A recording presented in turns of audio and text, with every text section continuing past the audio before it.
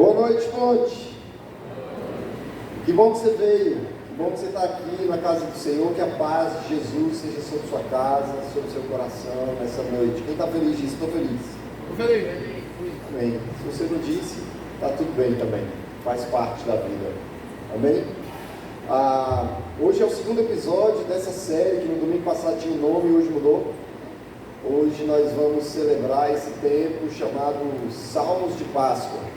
Na verdade, a gente, desde o domingo passado, tem tentado traduzir essa véspera de Páscoa, esse período que antecede a celebração da Páscoa, um dos mais tradicionais ritos da nossa fé cristã.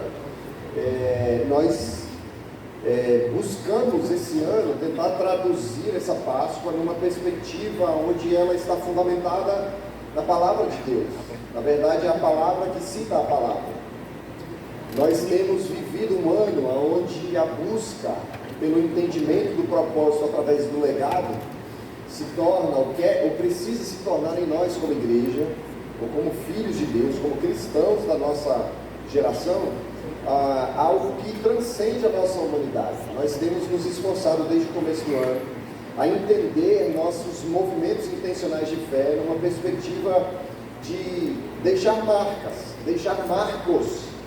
E nesse sentido, nós precisamos traduzir ou trazer à memória o entendimento de que a palavra de Deus é um legado que foi deixado pela fé de irmãos que vieram antes de nós.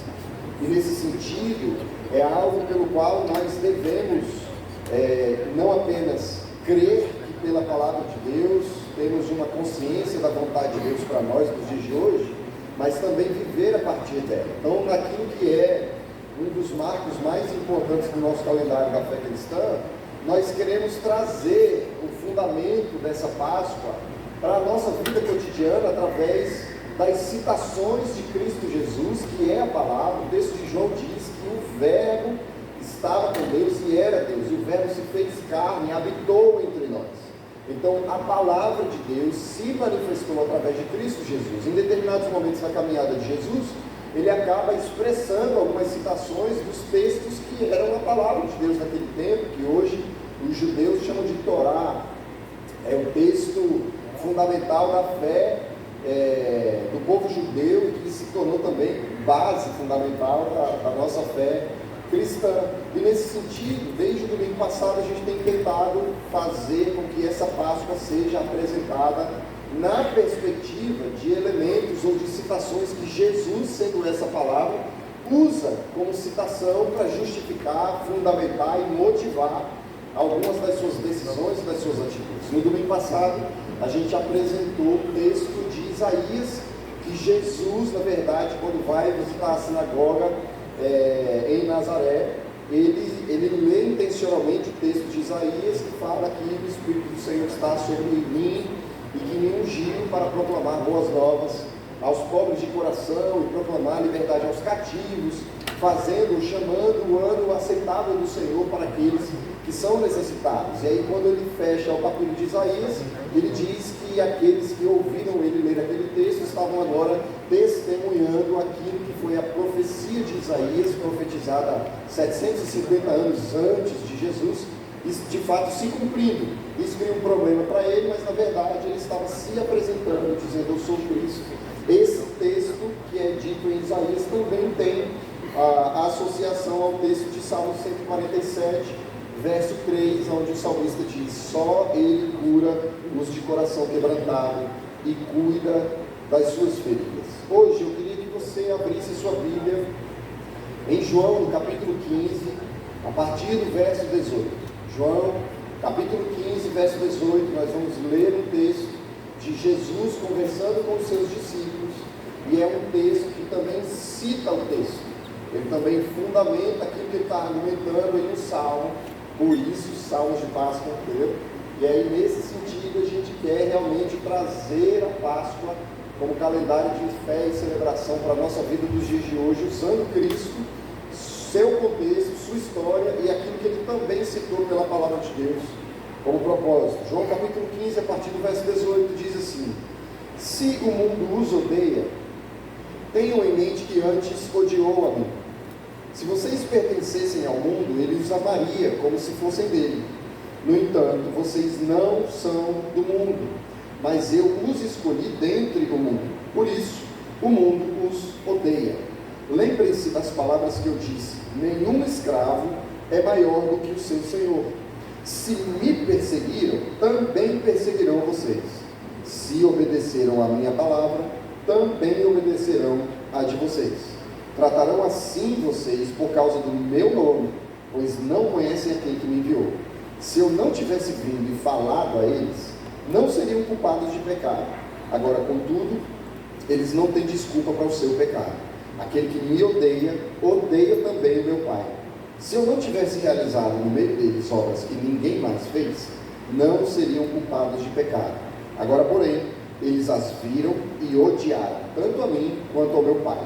Mas isso aconteceu para se cumprir o que está escrito na lei deles: odiaram-me sem razão. Você pode fechar seus olhos? Vamos orar a Deus mais uma vez. Senhor, obrigado pelas palavras de Cristo, obrigado pela sua palavra. Ela é a verdade, é a sua palavra quem me santifica, é a sua palavra quem consagra a minha natureza, quem me propõe uma vida que não é baseada, ou dependente, ou prisioneira de mim mesmo e dos meus pecados.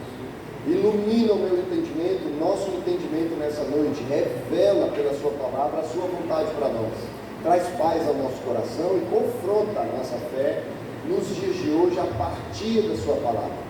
Em nome de Jesus nós oramos, cremos e te pedimos para a sua glória.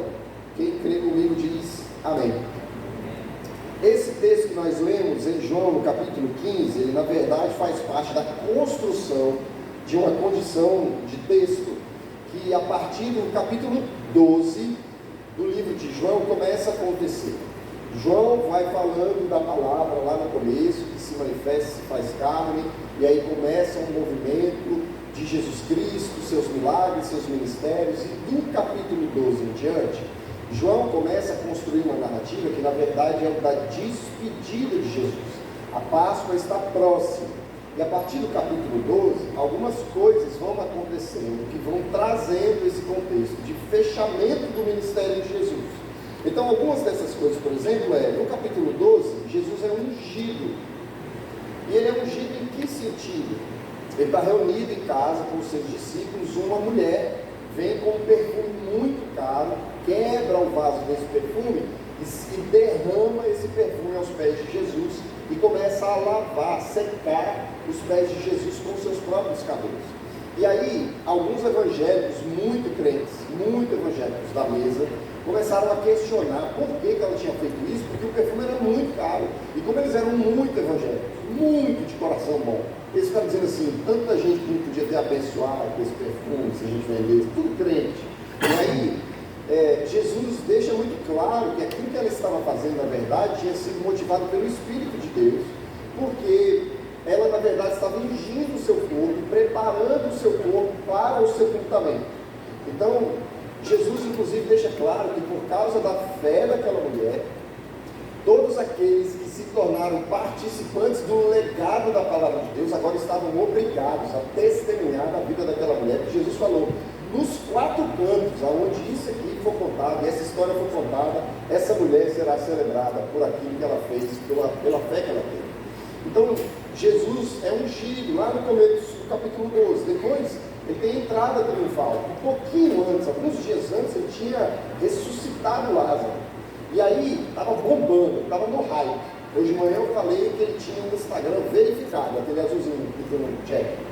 Verificado. Todo mundo seguia Jesus, todo mundo ouvia falar de Jesus. Nesse tempo, a fama de Jesus não era mais nenhuma fama nacional. As pessoas saíam do Egito, iam em direção aos cultos em que Jesus estava. Ele era bombado, estourado.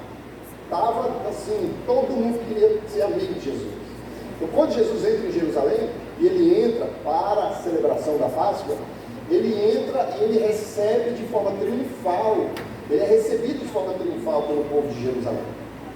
E aí depois ele começa a predizer sua morte. Veja, é um antagonismo. Por quê? Porque ele está estourado. Todo mundo quer ser amigo dele, todo mundo quer estar perto dele, todo mundo curte as coisas que ele posta, todo mundo faz as coisas que ele manda fazer. Aí daqui a pouco, quando ele se reúne com os seus discípulos, num ambiente mais fechado, ele começa a ficar lembrando de pobre. Ele começa a dizer assim, vou morrer. E aí o povo vai ficando assim, mas por que? Não é, agora não dá.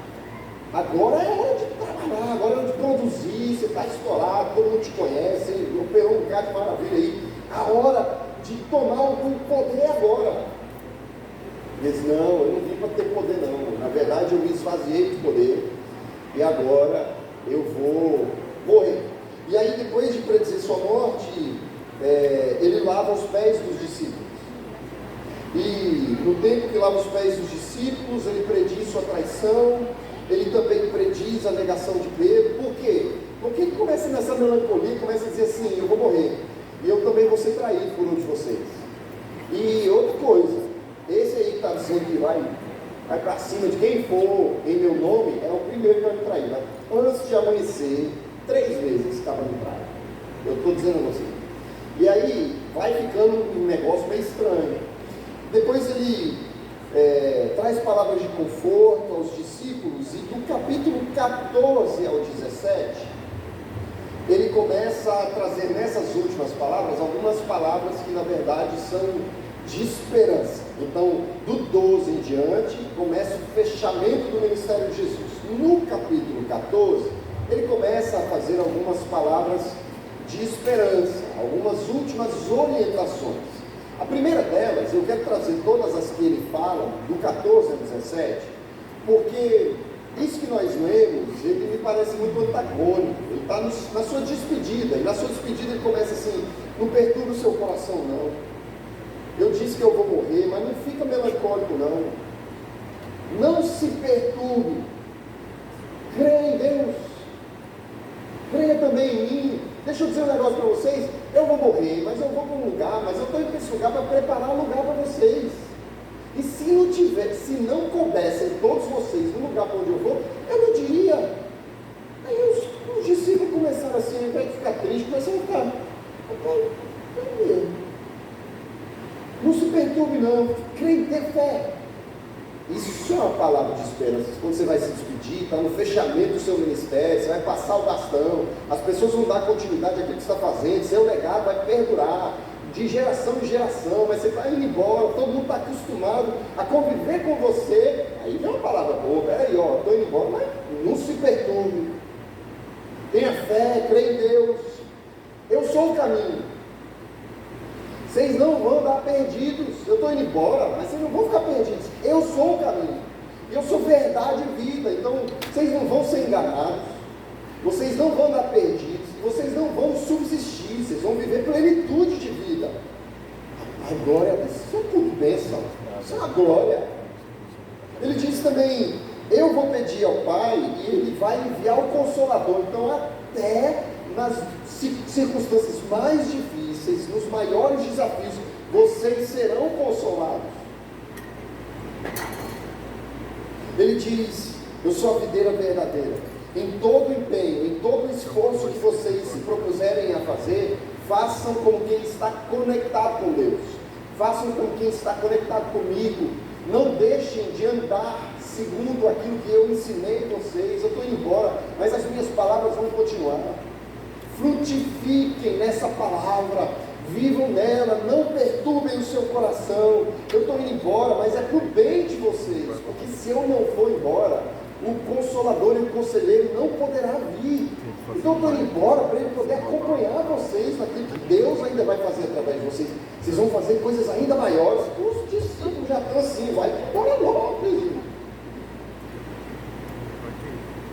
Palavra boa, assim, aquela que você sai, parece o bálsamo, você nadou em Jesus, ô culto bom, glória a Deus. Mas,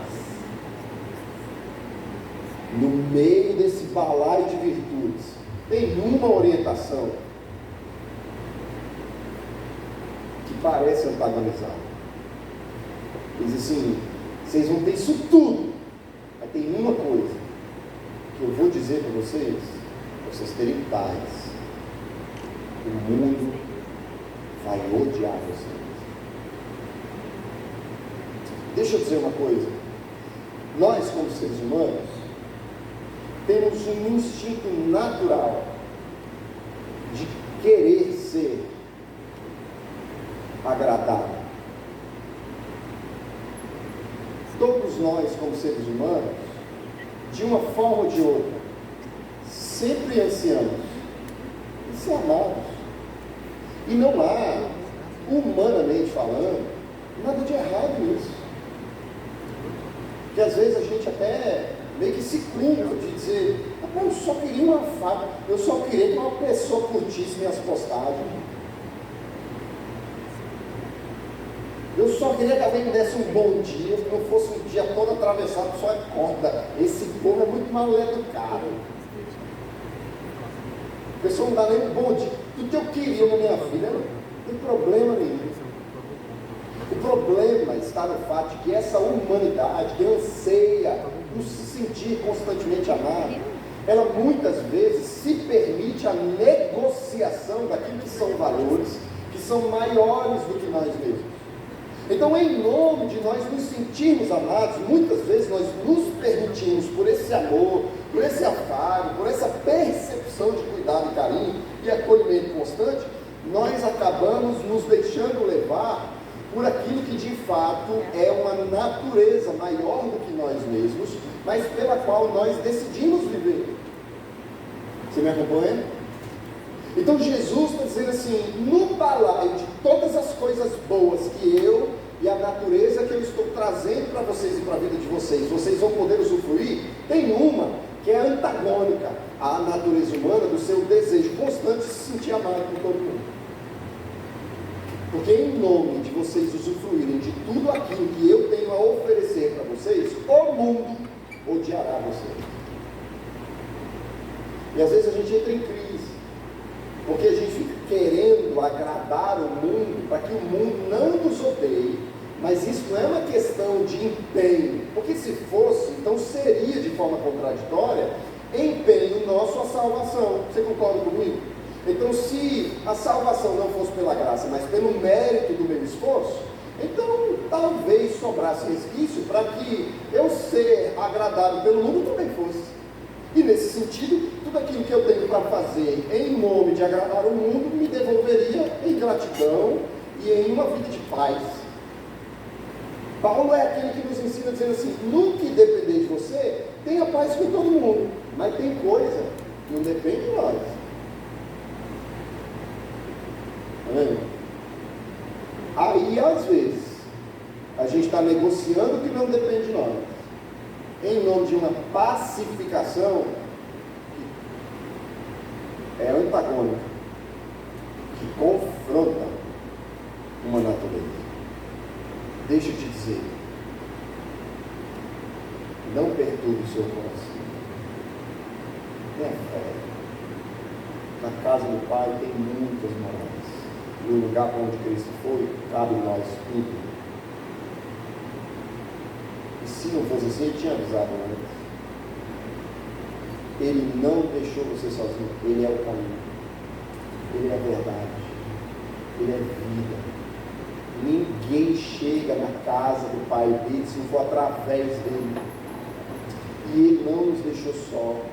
Ele trouxe para nós o Consolador, para que no dia da nossa angústia nós sejamos consolados. Paulo vai dizer em uma das suas cartas: quanto ao mais, irmãos, regozijai-vos, sede perfeitos, sede consolados, sede de mesmo parecer, vive em paz. Mas o mundo vai te odiar. E a gente precisa entender que, na verdade, presta atenção, o mundo vai nos odiar por uma única razão: é que antes de nos odiar, o mundo odiou a Cristo. Então presta atenção, a gente tem um esforço humano, filosófico, sociológico, sei lá, de causalidade. A gente sempre entende as coisas numa perspectiva de causa e efeito. Então, quando o mundo nos odeia, a gente fica perguntando: o que eu fiz?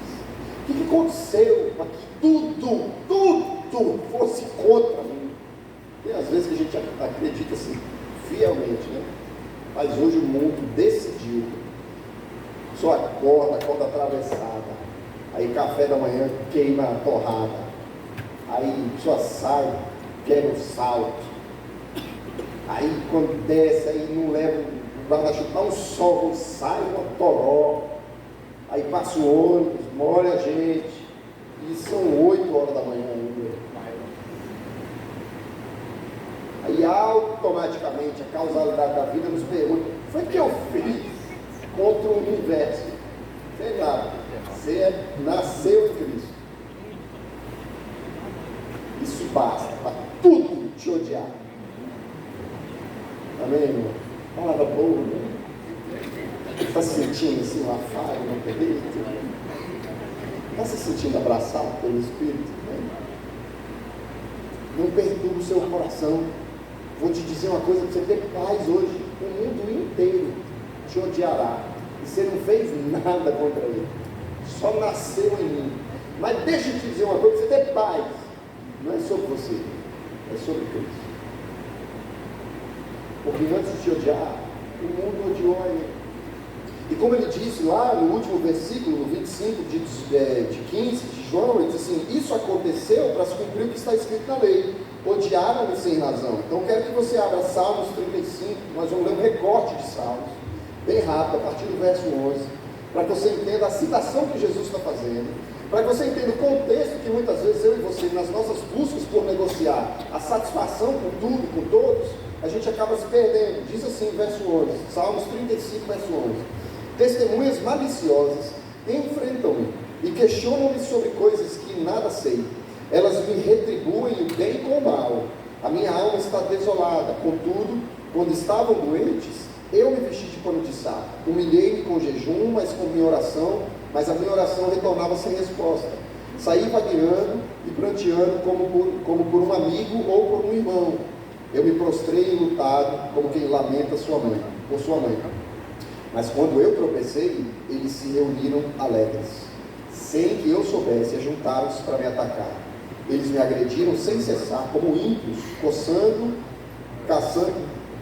caçoando do meu refúgio. Rangem os dentes contra mim. Senhor, até quando ficarás olhando? Livra-me dos ataques deles. Livra a minha vida preciosa desses leões. Eu te darei graças na grande assembleia. No meio da grande multidão te louvarei. Não deixes que os meus inimigos traiçoeiros se divirtam à minha custa. Não permitam que os que me odeiam sem razão troquem olhares de desprezo. Não falam pacificamente, mas planejam acusações falsas contra os que vivem tranquilamente na terra. Com a boca escancarada, riem de mim e me acusam. Ah, nós vimos com os próprios olhos. Tu viste isso, Senhor. Não fiques calado. Não te afastes de mim, Senhor. Acorda, desperta, faz-me justiça. Defende a minha causa, meu Deus e Senhor meu. A expressão que Jesus usa, odiaram-me sem razão, é uma referência do Salmo 35. Ele está dizendo, lá no Salmo já estava profetizado, que sem nenhuma razão, nenhuma justificativa que tinha sentido, eu seria odiado. E se o mundo te odeia, tenha paz. Esse ódio é só rebote. Aí para mim parece meio pior, sabe? Porque assim, se eu tivesse feito alguma coisa, aí às vezes eu até, o mundo me odeia, mas é porque eu fiz aquilo ali, o mundo não gostou que eu fiz. Mas não, foi Cristo que fez.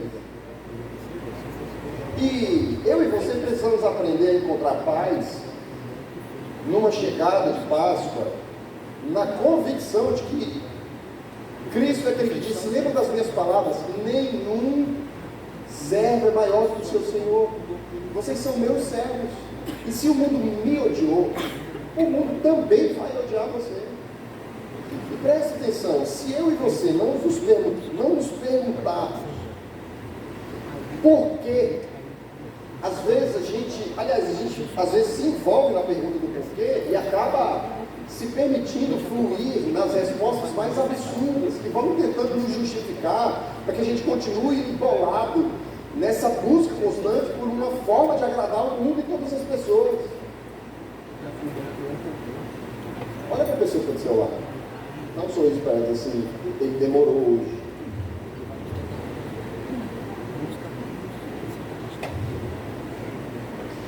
Aí pessoa assim, dá um sorriso para ela, assim, meu querido, por que o mundo me odeia?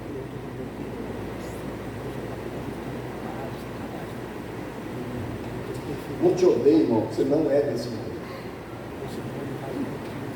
Porque se nós somos convertidos à natureza de Cristo, Cristo é aquele que desde o começo vem nos ensinando que ele representa um outro pensamento. Cristo Jesus é aquele que diz assim, vamos embora daqui porque lá vem um príncipe, um principado, um pensamento, uma mente, uma filosofia, uma cosmovisão que é desse mundo e ela não tem nada aí. Nada. Não há nada na forma de pensar e viver desse mundo que encontre sentido em Cristo.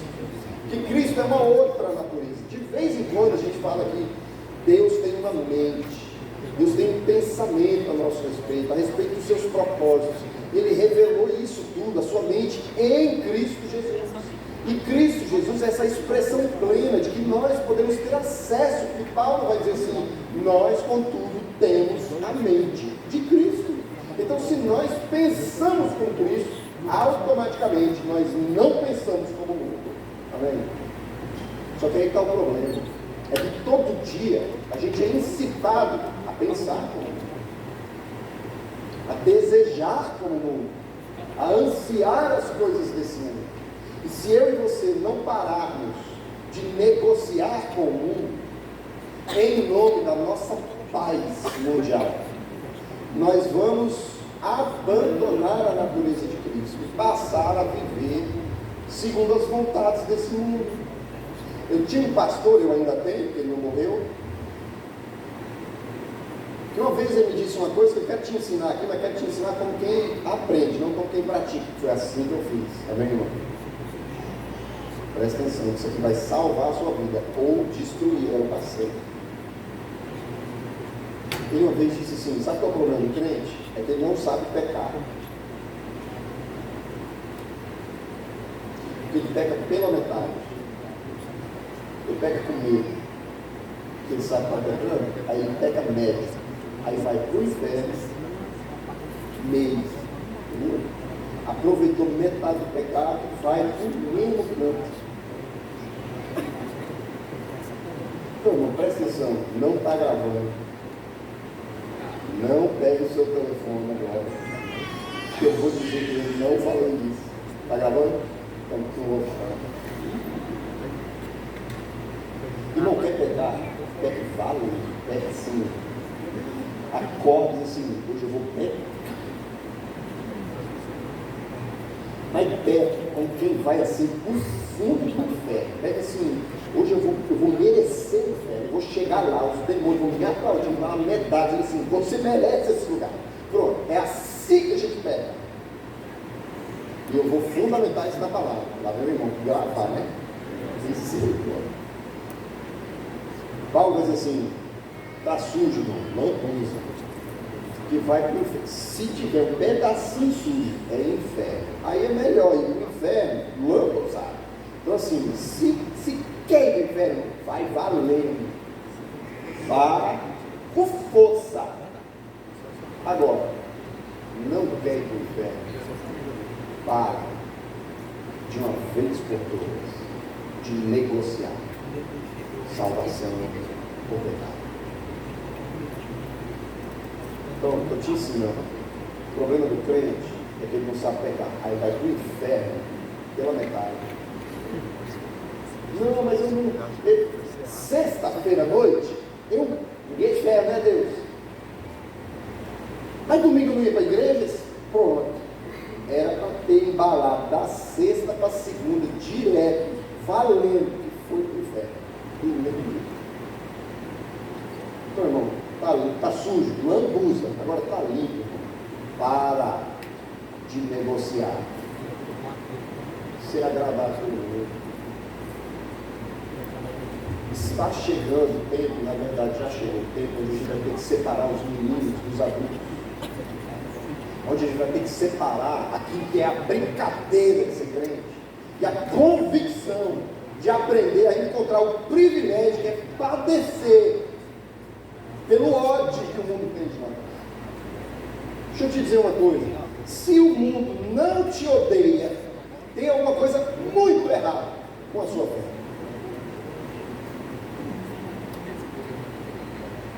Se ninguém te questiona, se ninguém te confronta, se ninguém acha que você é de outro mundo em alguma circunstância da sua vida, eu não estou nervoso, tem alguma coisa errada com a sua fé. Se ninguém te questiona,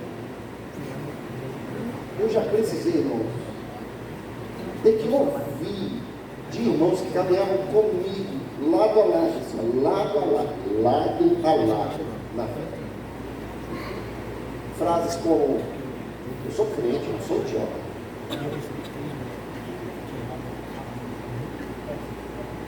Não, mas isso aqui, não, mas peraí, eu sou evangélico, eu não sou jumento. Isso quer dizer o quê? Porque ser crente para mim é ser igual. Tem diferença. Paulo vai dizer que eu não me envergonho do Evangelho, porque ele é o poder de Deus para a salvação de todo aquele que crê. Mas para quem não crê, é loucura. O mundo não vai olhar para nós em santa convicção e dizer assim: ali o homem direito. Não. O mundo nos odiará. E não odiará porque olhou para nós e não foi para a nossa cara, mas olhou para a natureza que nós representamos e não foi com a cara dela. Antes de nos odiar, o mundo nos odiou, porque Cristo não é desse mundo, não pensa como esse mundo, não fala como esse mundo, não age como esse mundo. E se nós temos a mente de Cristo, nós não pensamos como esse mundo, nós não agimos como esse mundo, nós não falamos como esse mundo. E o pior é que Jesus, antes de terminar esse ciclo de oração, ele ora a Deus dizendo assim: Pai, não tire eles desse mundo. Aí eu e você, às vezes, querendo facilitar a nossa vida, ficamos dizendo assim: hora vem de igreja. Eu estou me negociando aqui não. Mas, irmãos, eu nunca na minha vida desejei tanto que Jesus voltasse. Mas entre a minha oração e a de Jesus, eu suspeito que Deus vai ouvir a dele. E ele diz: pelo amor que o Senhor tem a mim, não tire esse povo, só livra eles do mal. O mundo vai me odiar. Mas às vezes, eu vou já terminar, os irmãos já começam a aparecer. Às vezes, olha para a pessoa do seu lado, diz assim: é só às vezes. A gente está sofrendo algumas consequências da vida que na nossa superficial espiritualidade a gente está jogando na conta de Jesus ser odiado. Mas às vezes, só às vezes, isso é só porque a gente é muito chato. Olha para a pessoa que está falando. Diz: meu querido, só às vezes você é meio chato.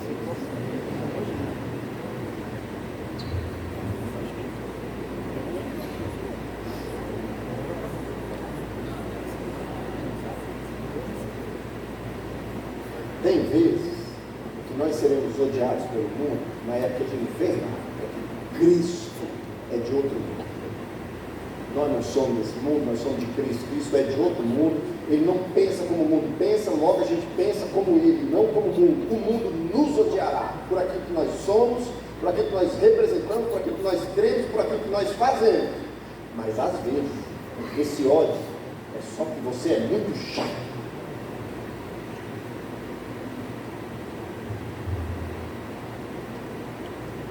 Baixa esse som aí, dessas coisas aí, velho, Satanás aí. Deixa o irmão do inferno sozinho, ouvindo a música que ele quiser.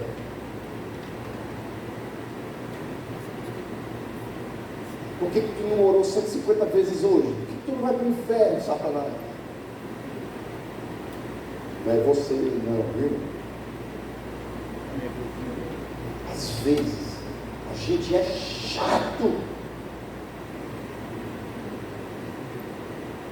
Ai, Deus é bom, me deu isso aqui. Foi só isso que ele deu. Tá agradecendo a Deus porque tu tomou um café diferente hoje. Tem outra coisa. Só isso. Vai para o inferno, demônio. Deixa eu celebrar a graça do Senhor aqui em paz. Olha o irmão ali como é que se fecha ali, ó. É que tu não sabe o que ele fazia antes. Uma vez o Paulo Júnior comentou comigo. Pode vir trocar os negócios aqui. O irmão ali estava saindo. O Paulo Júnior compartilhou comigo uma vez uma troca de e-mail que ele teve com os irmãos da igreja dele. Aí os irmãos, para santificar a conversa, copiavam o Paulo Júnior. E assim, abençoado não apareceu em nenhum momento nos e-mails.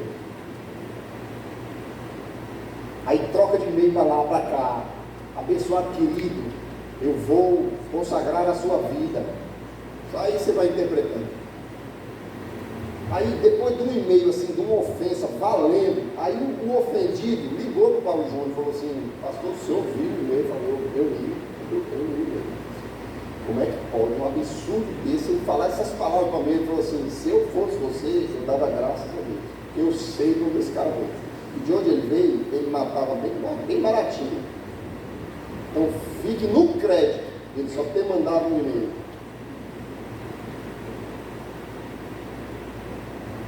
Às vezes, a gente está padecendo na nossa vida, mas é só porque a gente é muito chato.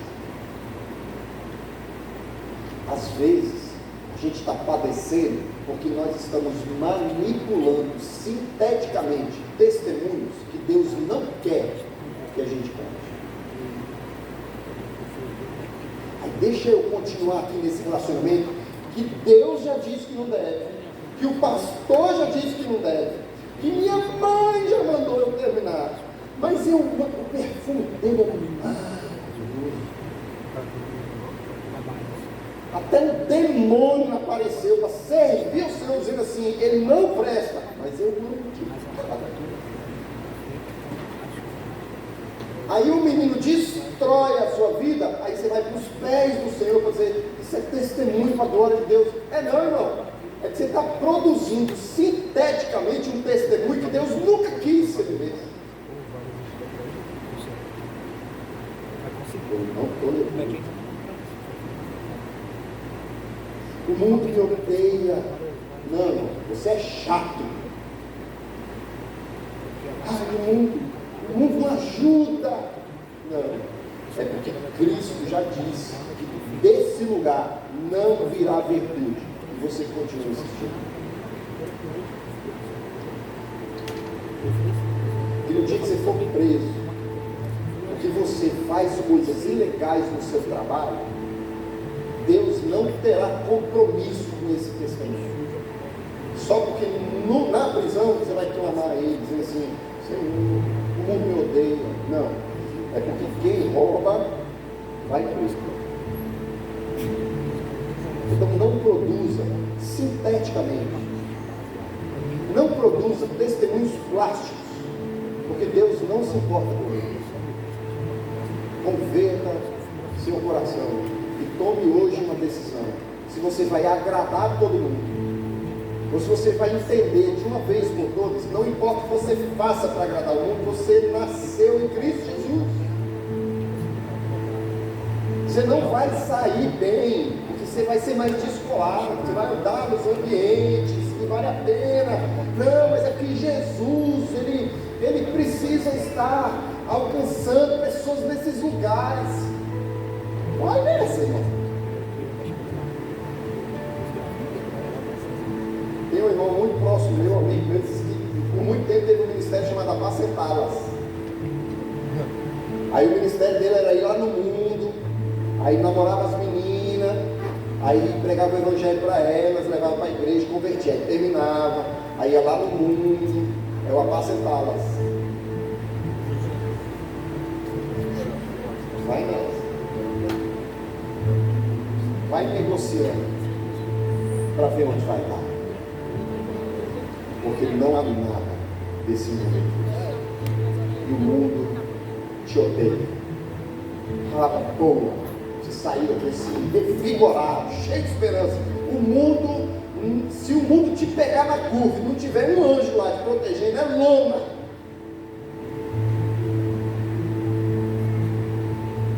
Então, encontre paz, esperança, a certeza de que Cristo é suficiente.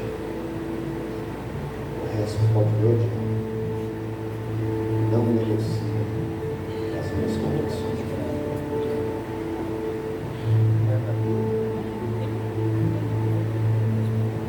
Quer um bom motivo para ser odiado? Um motivo algum. E quando eu produzo motivo de forma plástica, sintética, para dar testemunho para Deus, nem Deus se importa. De vez em quando, Jesus chegava perto de um endemoniado, o endemoniado dava testemunho de Jesus. Eita, ele sai do Filho de Deus, o que tu veio fazer me importunar? Jesus disse, cala a boca, vai, inferno. Jesus não quer testemunho de si mesmo, ele precisa provar nada para ninguém, ele precisa morrer na cruz, porque ele crê numa natureza e num pensamento de propósito que é maior do que esse mundo. Então ele não veio aqui para nos satisfazer no sentido de que a gente seria agradado, não. Foi Jesus que disse assim, em determinado momento da nossa caminhada, eu vou separar o pai do filho. Que num piscar de olhos, um cai para um lado, outro cai para o outro. E eu não estou preocupado. Eu vim trazer espada. Eu não veio aqui para satisfazer, para agradando. Se ele fosse agradar, ele tinha se desfeito na sua fala diversas vezes. Filipenses, capítulo 1, verso 27 em diante, diz assim: não importa o que aconteça, vivam de maneira digna do Evangelho de Cristo, para que assim, quer eu vá e os veja, quer apenas ouça a seu respeito na minha ausência, fique eu sabendo que vocês permanecem firmes em um só Espírito, lutando unânimes pela fé evangélica, sem de forma alguma deixar-se intimidar por aqueles que se opõem a vocês. Para eles, isso é sinal de destruição, para vocês é sinal de salvação. E isso da parte de Deus, porque a vocês foi dado o privilégio de não apenas crer em Cristo, mas também de sofrer por Ele, já que estão passando pelo mesmo combate que me viram enfrentar, e agora ouvem que ainda os enfrenta.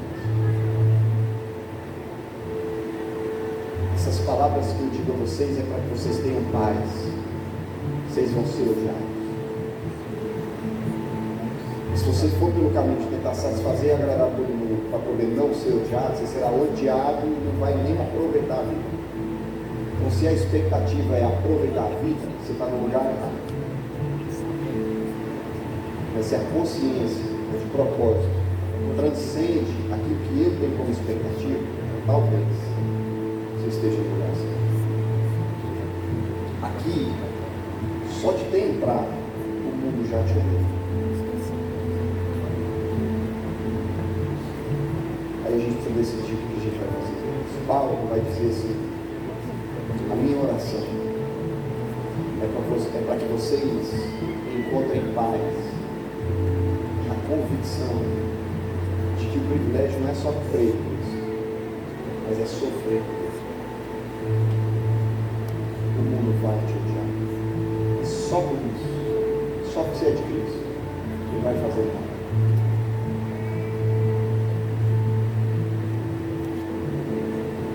Aí de vez em quando a gente vai ter que passar por algumas. E muitas vezes a gente vai ter a vontade de perguntar assim: por que eu estou passando por isso? E a resposta que Deus tem para te dar, às vezes, vai ser assim: é só porque você ama. É só porque você me ama. E o mundo te odeia. Então o mundo vai tentar te esmagar em todas as esquinas que ele te dá. Tenha paz. Porque não há privilégio maior que de crer e padecer por Cristo. Você pode ficar de novo.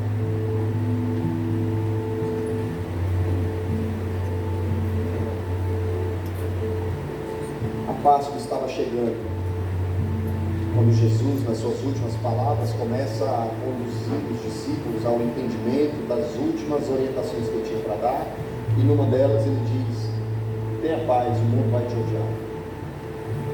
A Páscoa vem chegando em 2024, e eu e você agora temos a oportunidade de decidir se nós vamos começar a retroceder, porque é justamente porque o mundo odiou Jesus, que sem razão levou ele para a cruz, mas porque ele foi levado para a cruz sem razão, odiado pelo mundo, porque ele conseguiu expressar sua plenitude de amor por mim e por você. E na cruz ele foi pleno no seu propósito, na revelação do amor de Deus por mim e por você. O mundo nos odiará também, porque Cristo não é desse mundo. E não sendo desse mundo, nós sendo dele, nós também não somos desse mundo. Deus nos tirou como quem pinça a gente do mundo e nos transportou para o reino do Filho do seu amor. Nós vivemos uma outra natureza. E nessa outra natureza a gente pensa de outra natureza, de outra forma. E por mais que eu e você sejamos diariamente tentados a negociar, para barganhar com esse mundo, e o mundo facilitar a vida para nós, não tem chance. Ou a gente vive o mundo, ou a gente vive Cristo. E aquele que vive Cristo será odiado, não é porque fez bem nem porque fez mal, será odiado porque Cristo é odiado. Às vezes a gente entra numa noia achando que a gente vai converter o mundo. Não, eu estou aqui para converter o mundo. Não, irmão, tempo perdido. Nós estamos aqui para sermos testemunhas da reconciliação de Cristo com os seus filhos, com os irmãos. O mundo, a forma desse mundo pensar, não vai mudar, só vai piorar. E para onde ele está indo, não vai facilitar para nós. Então a gente precisa decidir, a Páscoa está chegando. Dá tempo de Jesus dizer assim: não foi isso que eu quis dizer. E assim como os seus discípulos, negar a fé. Mas da convicção que ele tem, vai brotando o testemunho de dizer assim: você vai me negar, você vai fugir, você vai me vender, eu vou para a cruz. Então, enquanto nós cantamos essa canção, eu quero te convidar a fazer uma oração de entrega. Eis aí o príncipe desse mundo. Ele não tem nada com Cristo. Eis aí o Cristo crucificado nesse mundo. Quem é que você vai escolher? Agradar o mundo, ser odiado. Faça a sua oração, Senhor.